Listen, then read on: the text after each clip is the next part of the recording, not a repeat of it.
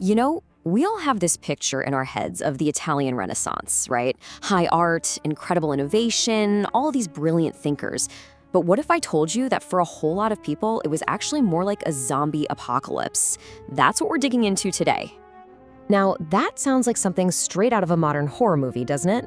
But it's not. That is a real historical description of what thousands of people were actually experiencing back in the 1490s. It's pretty chilling. I mean, just try to imagine that. Thousands of people just walking around while their bodies were actively decaying for months, sometimes even years. See, this wasn't a plague that killed you off quickly. No, it turned you into a kind of living corpse. The scene across Europe was something straight out of an absolute nightmare. So how on earth does something like this happen? Especially during the Renaissance, this supposed high point of art and culture. How did this plague of, syphilis zombies even get started?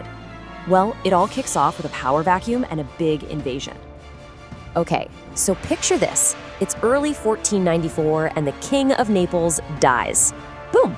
That leaves the throne wide open.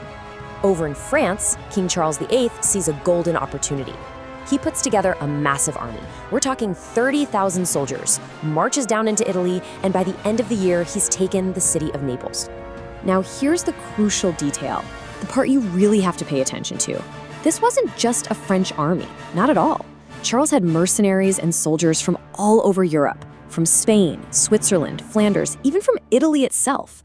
And this big, multinational mix is exactly what turns a military victory into a biological catastrophe. So Naples has been conquered. And what does a victorious army do? They celebrate, of course. And this massive party, right in the heart of the city, is about to become ground zero for one of the most terrifying diseases in human history. One source puts it perfectly, saying the party involved, quote, women and alcohol in medically inadvisable quantities. So you've got tens of thousands of soldiers from all these different countries, all mixing very intimately with the local population in one giant citywide party. It was literally the perfect petri dish for a brand new disease to just explode. And exploded it did. Historians now call it a kind of super syphilis. We have to be clear, this was not the disease we know today. Not even close. This was a hyper-aggressive, terrifyingly fast-acting strain that just erupted out of that celebration and started tearing through the population. So, what did this disease actually do to a person's body? I'll give you a heads up. The details are pretty graphic, but you really need to hear them to understand just how nightmarish this whole period actually was. The way this disease progressed was just relentless. It would start with some small ulcers. Then you get hit with a crippling fever, rashes, and muscle pain that just went on for months. After that came the sores, large, stinking, painful abscesses all over your body. These sores would eat their way deeper and deeper until your flesh was literally rotting off your bones. And finally, the bacteria would go for your face, dissolving your nose, your lips, your eyes, until there was almost nothing left. And the absolute worst part? You were alive through all of it. So that's the horror for one person.